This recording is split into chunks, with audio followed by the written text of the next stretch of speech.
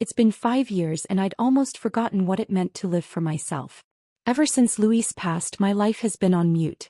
No applause, no laughter, just the sound of kids' footsteps in the morning, the rumble of the washing machine, and late at night, the quiet splash of dishwater as I stood alone in the kitchen. Luis left quickly. From diagnosis to goodbye, it was only 8 months. During that time I felt hollowed out, telling everyone things would be fine, still making soups, delivering pills, checking insurance policies. But deep down I knew. Our story was nearing its final page.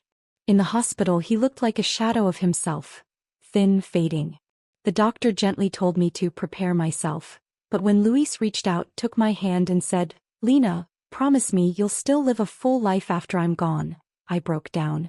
"Don't talk nonsense," I whispered, my lips close to his ear. "You still have to bake Olivia's birthday cake next year." He smiled, soft, gentle eyes holding mine. "Then promise me, Lena. Take care of the kids, yes, but take care of you too. Will you?"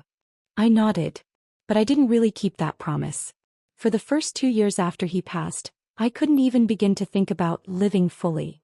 Every day I was up at 5:30 making breakfast, getting the kids to school, then rushing to my job as an assistant at the town's community dental clinic.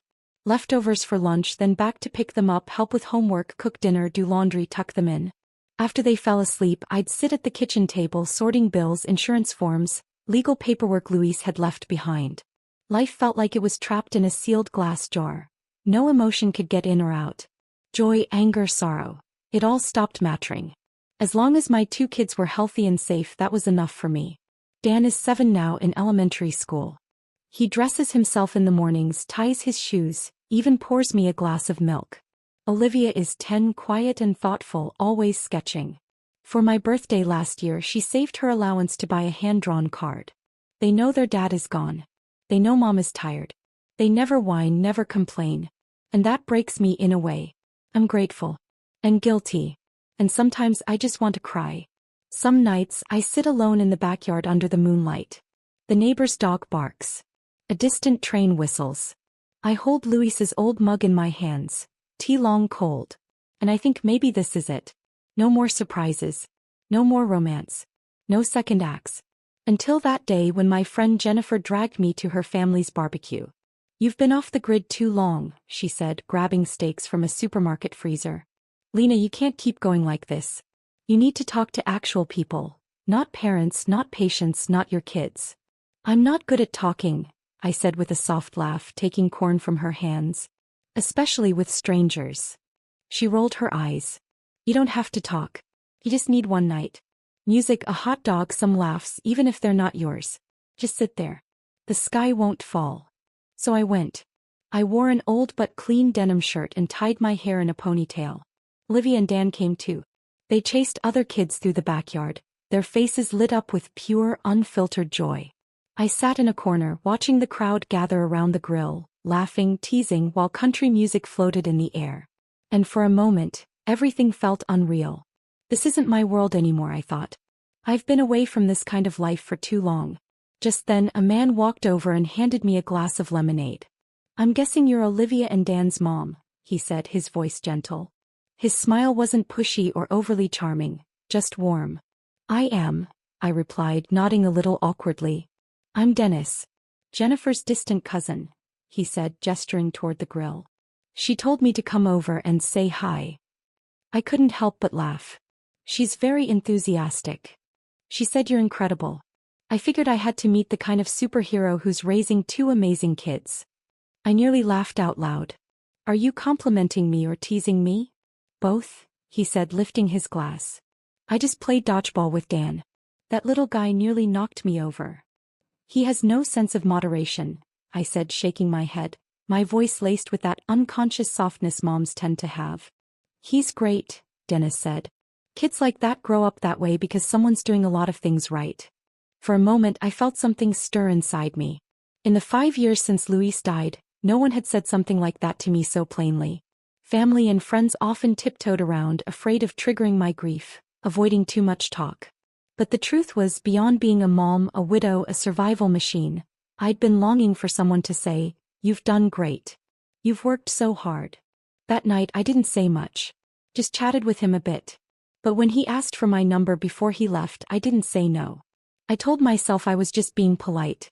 Still, deep down, something shifted. I don't remember the exact day we became something more. For a while, Dennis kept showing up just as a friend. He'd send the occasional message, "Have you eaten?" Or comment under a photo I posted of Dan at a soccer game. He's turning into quite the little man. Then came the small visits. Once a week maybe. Sometimes he'd bring a bunch of carnations, a bottle of budget wine, or a pack of Dan's favorite peanut butter cookies. The kids adored him, especially Dan. Boys tend to crave a father figure, and Dennis somehow stepped into that space Luis had left behind. He'd take Dan to the park on weekends, help Olivia build wooden frames for science projects, even sat with them making construction paper turkeys the week before Thanksgiving. I remember one night after dinner the kids were in the living room playing a word game with him, laughing so hard their faces turned red. I leaned against the kitchen doorway just watching them, smiling without realizing it. And in that moment for the first time I thought, maybe I could have a home again. So when Dennis eventually said, "What if we try living together for a bit?" I didn't immediately say no. "Are you sure?" I asked, standing out on the balcony, unsure. My life isn't easy. This isn't one of those come hang out for a week and leave kind of setups. "I know," he said, stepping forward and setting his glass on the railing. "Lena, I'm not playing around. I love you and I love those two kids." I looked at him for a moment. The night wind was messing up his hair. He didn't look like a man who would lie. "1 month," I said. "You get 1 month. You understand, I can't have the kids getting hurt." "I swear. They won't," he said. He showed up on move-in day with 3 big boxes and a toolkit. "I noticed the bathroom faucet's leaking a little. I could fix it." He said it casually, like he didn't want me to feel like I needed him. And I won't deny, he did help. He fixed the loose drawer rails in the kitchen, leveled the wobbly leg of the living room couch with a new wood block, stayed up late fixing Dan's broken scooter. The kids thought he could do anything. Dan started calling him D-Man. Olivia began bringing him water without being asked. I did wonder if it was all too fast.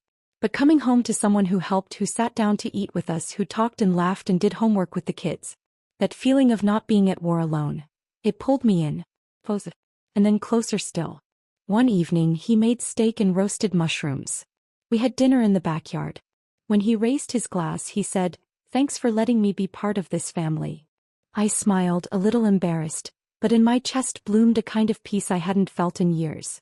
Then that same night he said something for the first time. "You always look exhausted," he said. "Is it because of the kids? Maybe you're being too hard on yourself? Don't take it the wrong way, I just think maybe they need to learn some independence too." I put down my knife and fork and looked at him. "What do you mean?" "I mean you don't have to micromanage every little thing," he said, pausing to smile. "You're a woman too, not just a mom." There was nothing technically wrong with what he said. In fact, it almost sounded thoughtful. But something in me tensed. I smiled faintly, said nothing, and went back to cutting my steak. A few days later he tested the waters again.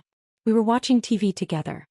He had his arm around me, his fingers gently tracing the back of my hand. "Have you ever thought about, if we got married maybe we could have a child of our own?" I froze. "Dennis, I already have 2 children," I said calmly. "They are my whole world. And I need to be honest with you, I'm not planning to have another." He paused, then quickly laughed it off like it was nothing. "Of course, just a passing thought. Don't worry, I totally get it." I nodded. But something had shifted. A quiet chord inside me had been struck.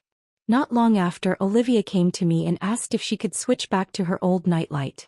"It just feels different in the house now," she said. I asked her why. She shook her head. "It's nothing.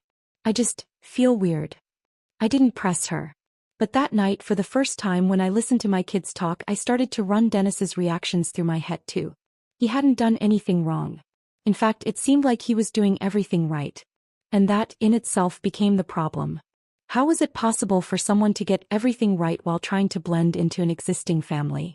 No stumbles, no awkward fits, no missed cues? My instincts told me something was subtly off. Not enough to point a finger, but enough to feel like a door had been left slightly ajar. One good gust of wind and it'd swing wide open. Some truths don't crash in with a bang. They leak out little by little through the details of daily life. Like the time Dan was playing with his building blocks and Dennis walked in and nearly tripped on one. "Didn't anyone ever teach you to clean up after yourself?" His voice snapped, sharp enough to make me freeze in the hallway. Dan lowered his head, lips parting slightly but said nothing. Just as I stepped in to defuse the tension, Dennis suddenly broke into a grin. "Hey buddy, it's all good. Just didn't want to faceplant, that's all." That smile came too fast. Like a switch flipped. Something about that kind of emotional toggle unnerved me. Dan quietly started picking up the blocks. I crouched beside him to help and he whispered. He sounded like a drill sergeant. I patted his back. "Don't worry about it, sweetheart." Then there were the rules. Rules we'd never had before. No TV after dinner. Go back to your rooms. You two need to start walking yourselves to school. Your mom and I aren't chauffeurs. At first I thought he was just trying to help. Being responsible. But slowly I noticed a change. The kids got quieter. They hesitated before speaking when Dennis was around, glancing at me first like they were checking if it was safe. The unease in my chest kept growing. Then one afternoon, Dennis brought up his sister May. "She's not doing too well lately," he said. "Tension with my mom, some acting out. I thought maybe she could stay with us for a few days. Change of scenery." I hesitated. May was 30. Right in the middle of that emotionally volatile age. Our home had only just found some stability. Olivia had finally warmed up to Dennis and I didn't want to disrupt that balance. Selfishly, I wanted to shield my kids from more upheaval. "It's just for a few days," Dennis said lightly. "Didn't you always say home is about making space for each other?" I gave in reluctantly and nodded. May arrived with 2 suitcases, a phone and a perpetual eye roll. Her first words were, "I thought your house would be bigger." I smiled and welcomed her in, told her she'd be sharing a room with Olivia. She frowned. "You don't have a guest room?" Olivia stood quietly by the doorway and murmured, "I can give her my bed." I couldn't explain why, but a chill ran through me. The first couple of days were calm enough. May mostly stayed in the bedroom, glued to her phone. She barely spoke during dinner. Dennis doted on her, always reaching across the table to pile food on her plate, saying, "She's been overlooked too long at home." I tried to keep things balanced. But of course that never lasts. That afternoon I came home from work and immediately sensed something was off. Dan stood in the corner of the living room, eyes red and watery. May was on the couch, beside her cracked game console. "It was him," she shouted, pointing at Dan. "I told him over and over not to touch my stuff and he still did. He broke my switch." I turned to Dan. He was biting his lip, tears pooling in his eyes. "I didn't touch it," he whispered. "I just walked by. Maybe it fell on its own." "So now I'm lying?" May snapped, shooting up from the couch, her voice sharp enough to cut. That's when Dennis walked in, taking in the scene with a frown. "What's going on?" May ran to him. "He broke my game and then said I did it myself." I tried to keep things from escalating. "Let's all calm down, May. You're biased," she burst into tears. "You don't even care whose fault it is. You're just protecting your own kid." Dennis looked at me then, his voice suddenly colder. "Lena, you can't keep assuming your kids are always innocent." It felt like a slap across the face. I stood there, stunned, the weight of humiliation crawling up my spine. That night, I grounded Dan from using his tablet. Olivia sat through dinner without saying a word. Later, alone in the living room, I picked up the damaged console. The crack wasn't on the edge, it split through the center. A clean, forceful break, like it had been slammed down hard. I wasn't stupid. I just didn't want it to be true. The next morning, Olivia came into the kitchen quietly. "Mom," she said, "May broke it herself yesterday. I saw it. She was on a video call with her friend and it slipped from her hand." Then she blamed Dan. I stared at her, silent. "Why didn't you say something yesterday?" She looked down. "I was scared you wouldn't believe me either." My chest cracked open in that moment. Dennis was in the kitchen changing the coffee filter, unaware. I stood in the hallway watching him, this man I had once believed I could trust. And now, somehow, he had created a space where my daughter was afraid of my love. Then May walked in. And I said it. "I think it's time for you to go home." She froze, then scoffed, rolling her eyes so hard I could practically hear it. "You really think you matter that much? You think my brother actually loves you? Please. He just likes how easy you are to manipulate." The air went stone cold. Dennis's voice shot out from the hallway. panicked and harsh. May. Shut your mouth. I didn't look at him. I just grabbed Dan's backpack, took his hand and said, "Come on, let's get you to school." His little fingers curled around mine just barely, but firmly. And I knew in that moment he felt it. His mom was back. But not all the way. Not yet. That night, I tossed and turned in bed, May's voice playing on a loop in my mind. "You think he loves you? He thinks you're stupid. Easy." Dennis didn't bring her up again. He made a token comment, "She's just a kid," then went about his evening taking a shower, turning in early, pretending nothing had fractured. He wanted to believe the surface was intact. But I could hear the house creaking around us, like the foundation was shifting beneath our feet. And I was still sitting on the couch, pretending I didn't feel the floor give. Around 11 I heard footsteps upstairs. Soft, careful, like someone was trying not to be heard. I threw on a sweater and went up. Olivia's door was slightly ajar. She was still awake, sitting on her bed, clutching her worn-out blue bunny by its torn ear. "Sweetheart," I whispered, "why aren't you asleep?" She startled, wiping at her eyes quickly. "I'm okay." I stepped inside and sat beside her. The room was chilly. She pulled the blanket a little toward me like a small offering. "Are you worried about Dan?" She nodded, then shook her head. "Are you worried about me?" Pause. Then a tiny voice, "A little." I wrapped my arms around her. Her shoulders were stiff, hesitant, like she didn't know if she could still trust that embrace. "You don't talk to us like before," she finally said, her voice fragile and testing. "When Dan falls, you don't scoop him up right away. You look at Dennis first." A tight knot formed in my chest. Are we too much trouble now?" she asked, barely above a whisper. "Do you like Dennis and his sister more than us?" She paused, then added, "Are you gonna want your own baby with him instead?" My heart dropped like an anchor. I wrapped my arms around her almost instantly. "No, sweetheart. Absolutely not. Listen to mommy, okay?" She didn't move, but her breathing was trembling, uneven. "You know how much I love you and Dan, right?" I said softly. "From the moment you were born, I knew.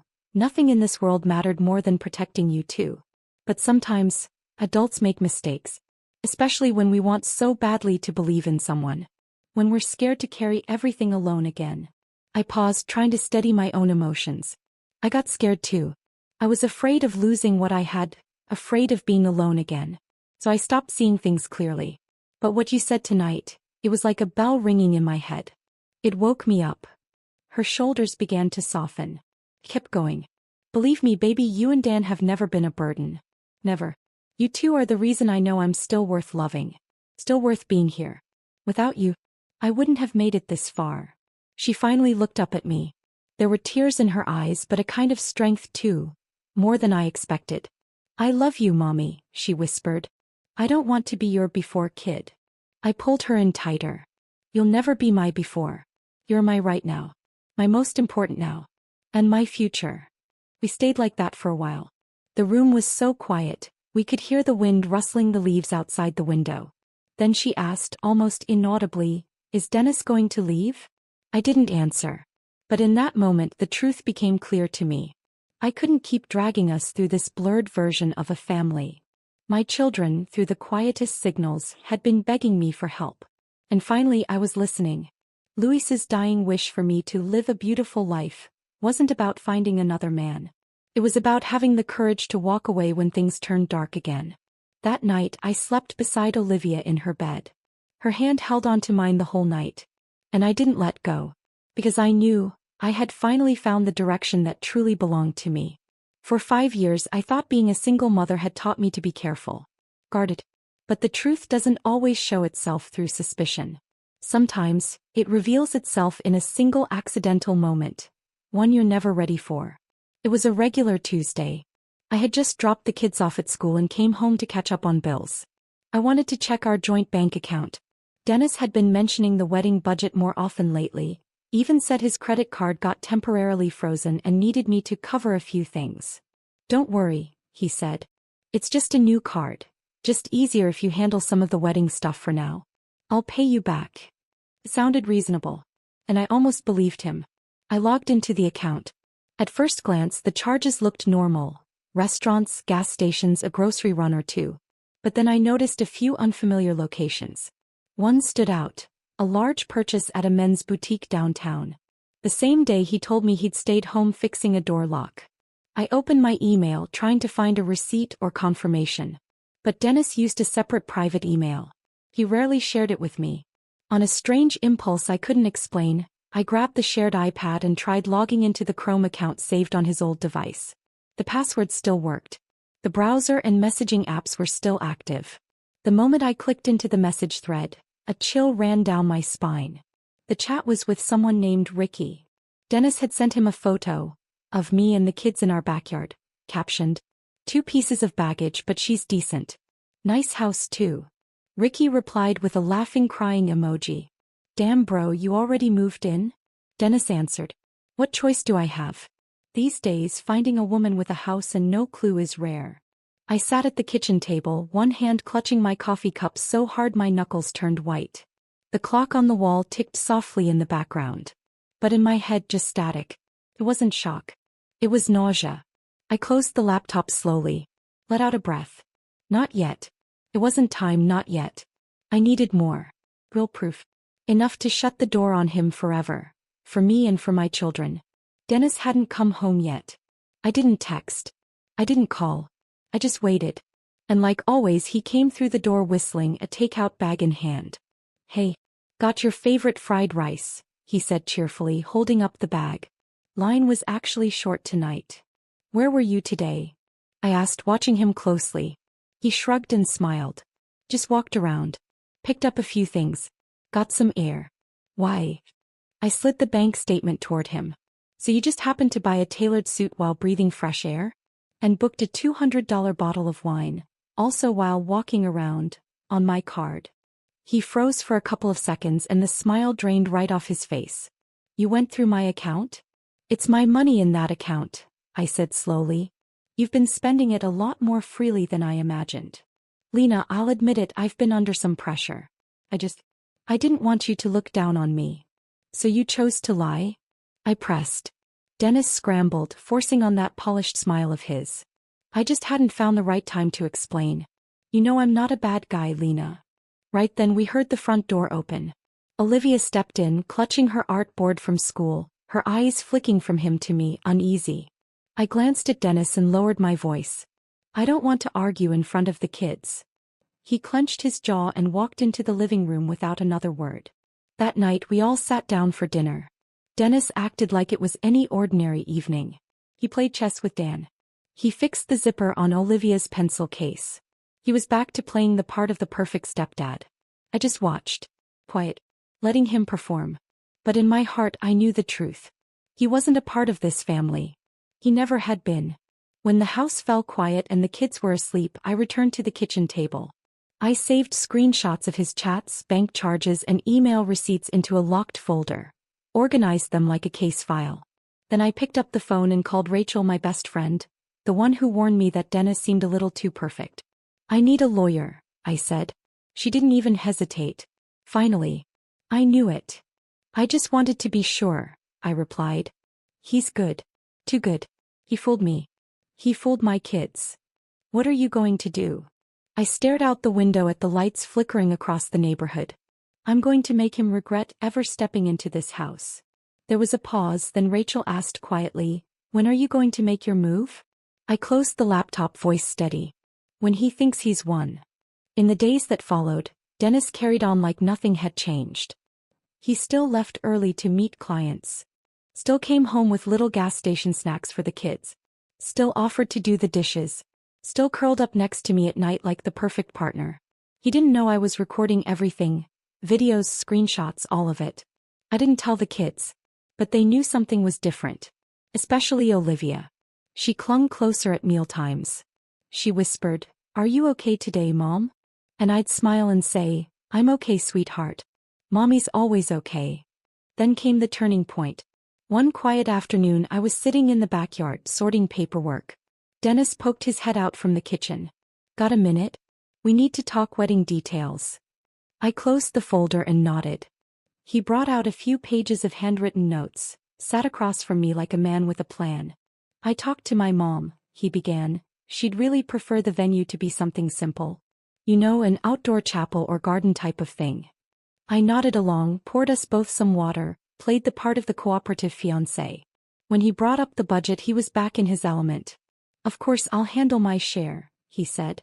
But given your situation, you own the house, great credit, no major debts. It probably makes sense for you to front the initial cost. We'll settle up later. I smiled sweetly. Sure, I'll plan for that. He visibly relaxed, even leaned in to kiss my forehead. I knew I could count on you. Then he said it.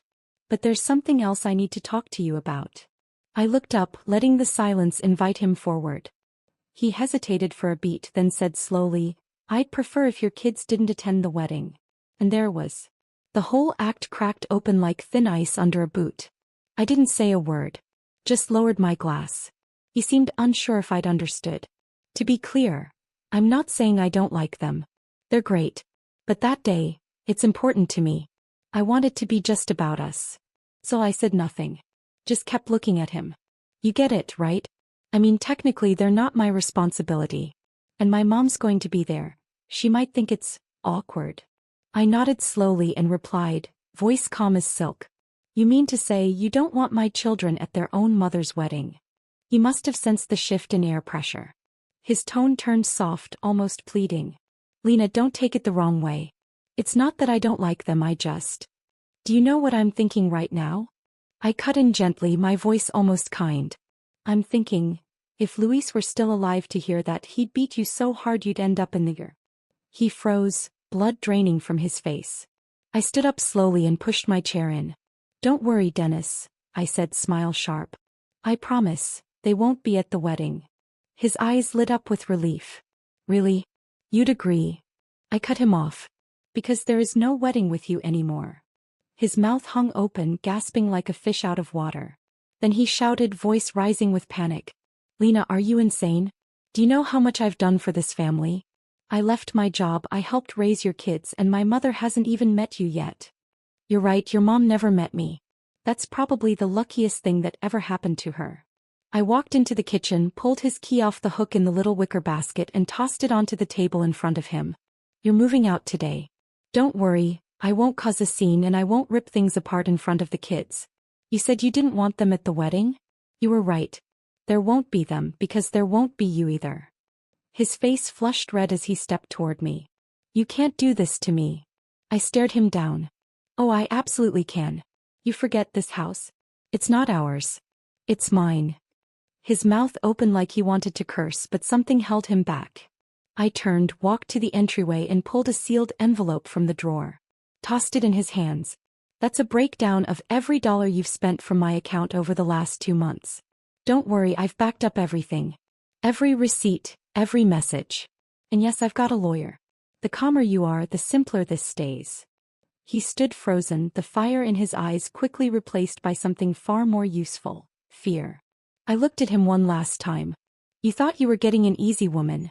What you didn't realize was, you walked straight into a mother wolf's den. You thought you were running the script, but I've been behind the curtain the whole time watching you rehearse. You can walk out now. Or I'll help you out. He stared at me for a long beat, then muttered psycho under his breath. Then he grabbed the cheap luggage he should have taken with him weeks ago and walked out the door. When it closed, I didn't cry. I just exhaled, quiet and steady, like I'd finally scraped something rotten out of my life. After Dennis left, the house was quiet again. But not the kind of silence that suffocates. This was clean, open silence, the kind with room to breathe. I changed the locks. Took down the hook where his key used to hang, tossed it in the trash with the cheap keychain he'd given me the day he moved in. A little metal smiley face engraved with, you and me. Now it just looked cold and bitterly ironic. I texted Rachel a single sentence. It's on. 3 days later, I sat in a conference room at her law office. I handed over the iPad and a thick manila folder filled with everything. Bank statements, email screenshots, chat logs, wire transfers, even the signed deposit contracts he'd paid with my account. Rachel flipped through the materials, a slow grin spreading across her face. God, I love how you organize. I was afraid dumping it all at once might seem too brutal, I said calmly. But I'm not leaving any back doors open. Good. She closed the folder. First, we'll issue a cease and desist. Freeze his access to any shared accounts. And with this evidence, emotional coercion, financial abuse, he won't be able to spin it. I nodded. No sense of triumph. Just a solid, grounded clarity. When I got home, Olivia was in the kitchen making cocoa for Dan. She looked up hesitant. Mom, he's really not coming back, is he? He's not, I said, dropping my bag and shrugging off my coat. I walked over and hugged her. We don't give second chances to people who show us who they are. She leaned into me and nodded softly. Dan came up beside us, hopeful. Can we go out today? It's sunny. Of course we can. I tousled his hair. Starting tomorrow we get to do all the things we always wanted to, but we're too scared to. I took them downtown to the botanical gardens. Dan ran around the fountains snapping photos with my phone. Olivia sat on a bench, sketching vines and tree branches in her notepad. On the drive home, I rolled the windows down and let the wind tangle my hair like it used to when I was younger. We haven't done this in forever, Olivia said. I know, I smiled, one hand on the wheel. It's time to start again. That night I packed the last of Dennis's things, 2 garbage bags full. I left them on the porch and texted him. Your stuff is outside. Please pick it up by noon tomorrow. By lunchtime the next day the bags were still there. Untouched. I didn't remind him. And he never came back. That afternoon I cleaned the entire house. Took down the curtains to wash them, pulled the couch covers off and hung them to dry on the balcony. The washing machine hummed steadily in the background as I sat down on the floor, and laughed. Not a joyful laugh, but the kind that comes from pure release. I wasn't afraid of being alone anymore. Because I realized, I had never truly been alone. My kids were with me. My friends were with me. And most importantly, my instincts and judgment had always been there. I just buried them under fear. Now they were back. That evening, I sat in the living room and began sorting through old ledgers and the box of keepsakes Luis had left behind.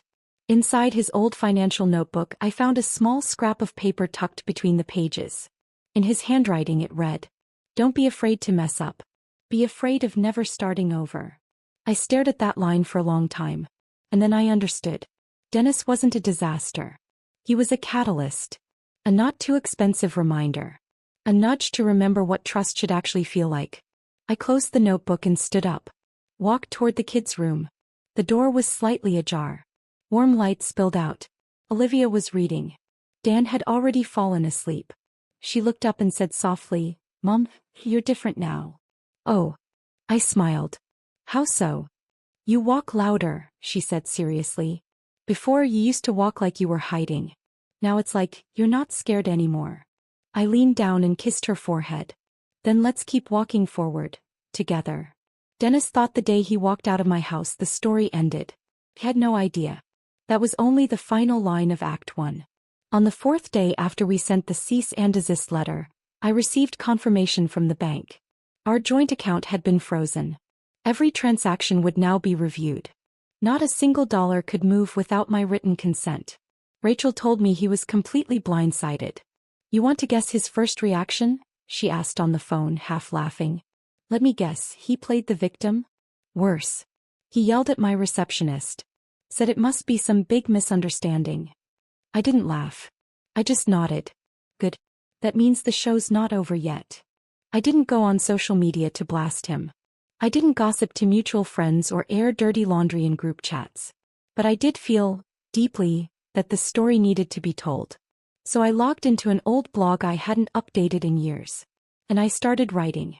I used to think if someone helped carry your groceries, picked up your kids, said good night at the door, that it meant they deserved a place in your life. But sometimes people don't come to help. They come to drain you, your trust, your energy, even your name. I didn't name names. I didn't reveal every detail. I simply told the story from the voice of a single mom. How a good man crept into her life under the guise of love, slowly infiltrated, manipulated, and drained, until she finally saw it, stopped it, and reclaimed her life. Title. I canceled the wedding, and the lie that came with it. I didn't expect the response. The next morning my inbox overflowed. Dozens, hundreds, of women. Most of them single moms. Writing things like, "I thought I kept choosing wrong because I wasn't smart enough. But reading your story, I know now it wasn't my fault." And, "Thank you for showing me that stopping the damage is an act of love." I'm choosing my kids too. Then came the one that chilled me. A stranger wrote. Was his name Dennis Smith? I met someone just like that 3 years ago. Moved into my house. Ate my food. Told me my kid was a burden. I stared at the message. Screenshotted it. Sent it to Rachel. Her reply came back fast and firm. That's enough for conspiracy to defraud. We're filing. We collected statements from 3 women. Submitted them to the district attorney's office as a joint claim. Emotional abuse and financial coercion. In our state, cases like this take time. But once they're in motion, they land hard. Online, the whispers turned to buzz. More people started connecting the dots. Eventually, Dennis's name surfaced. I said nothing. And I denied nothing. Because nothing I'd said was untrue. Finally, Dennis began to squirm. He sent me a long email, pages of it. Not one sorry. But 8 paragraphs about how he was now being harassed, had lost job offers, and was defamed online. His last line. I think you've taken this too far. What happened between us didn't need to be public. I sat there at my laptop, exhaled, and typed back 3 words. Served you right. I hadn't packed a travel bag in a long time. Not since Luis passed away. Back then we were planning a family hiking trip. Just the 4 of us, taking Dan and Olivia on an adventure. The itinerary had been taped to the fridge for weeks. But the day Luis got sick, I pulled it down. He never went back up. This time I taped a new one. A quiet seaside town, just a 3-hour drive from home. Not a tourist hotspot, just sand, an old wooden boardwalk, and a pine-lined road perfect for biking. When I told the kids, they could barely believe it. We're really going on a trip? Dan's eyes widened. Really? I said, smiling. No backpacks, no homework, for 3 whole days. Olivia stood at the end of the hall, uncertain. Are you sure, Mom? You're always busy. I'm busy making us happy now. I pulled them both into the room. And from today on, that's priority number 1. We didn't pack perfectly, but we packed with purpose. Olivia brought her watercolor set and sketchbook. Dan stuffed in 3 comic books and his tattered plush shark. We rented a little cabin near the beach. It wasn't fancy, wooden furniture, a bit worn, but when you opened the windows you could hear the ocean. The moment I pushed the window open, Dan jumped up and yelled, "This is awesome." I watched him twirl around the room and something warm welled up in my chest. Not quite tears, just that feeling of finally exhaling. That afternoon we took a walk along the beach. Olivia collected seashells to glue onto her drawings. Dan built a sand fortress and insisted on naming it Team Jones Headquarters. We had dinner at a small diner in town, one of those old-school places with black and white photos of local fishermen on the walls. The waitress was a silver-haired woman in her 60s. He glanced at me, then at the kids, and smiled. You all look like a family out of a magazine. I thanked her but didn't offer more. We were a family. Not a traditional one maybe, but somehow, a more honest one. That evening we watched the sunset together. I sat on the steps outside the cabin. Dan fell asleep curled against me. Olivia leaned on my shoulder, one hand still sketching absent-mindedly. Mom, she whispered, are you not sad anymore? I looked down at her and smiled softly. I'm still sad sometimes, I said. But now I know how to live with it. She nodded, then leaned closer and whispered in my ear, You're the bravest mom I know. That night I took out the video Luis had recorded for the kids during his final weeks. We had planned to show it to them when they each turned 10. But I knew now was the moment. In the video, Luis wore his old sweater, sitting at our kitchen table. His voice was hoarse but steady. His eyes full of fire. Hey kids, if you're watching this, that means Mom thinks you're grown up enough now. So I'll keep it short. Life's tough, but you've got the best mom in the world. She'll protect you, but I need you to remember to protect her too. She won't always say when she's tired. But she gets lonely sometimes. He paused for a few seconds. Then smiled gently. Did she take you on a trip? Good. Then do me a favor. Pick up a stone from the beach, bring it home and put it on our windowsill. So it'll feel like I never really left. I paused the video and turned toward them. Olivia's eyes were red, but she blinked the tears away. Dan whispered, Can we find the stone tomorrow? Please. I nodded, pulling them both into my arms. Of course we can. That night the 3 of us slept deep and peaceful. The next morning we went to the beach. We found a smooth, round stone, gray-blue, with a little mark that looked like the mole between Luis's brows. When we got home, I washed it clean and placed it on the kitchen windowsill. And in the light that poured through that window, the stone looked like it still carried the wind. And the sound of his voice. After we came back from the trip, I gave myself what I called a long, slow recovery period.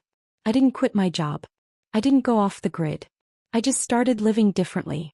I began using my free time more intentionally. I volunteered at the local town library, and before long, someone recommended me to join a local support group for single moms. It was a Thursday night when I attended my first in-person meeting. The room wasn't large. Paper flowers handmade by someone's child decorated the walls. Around the long table sat 5 or 6 women, each holding a paper cup filled with coffee or tea. They all looked tired, but behind their fatigue was something else.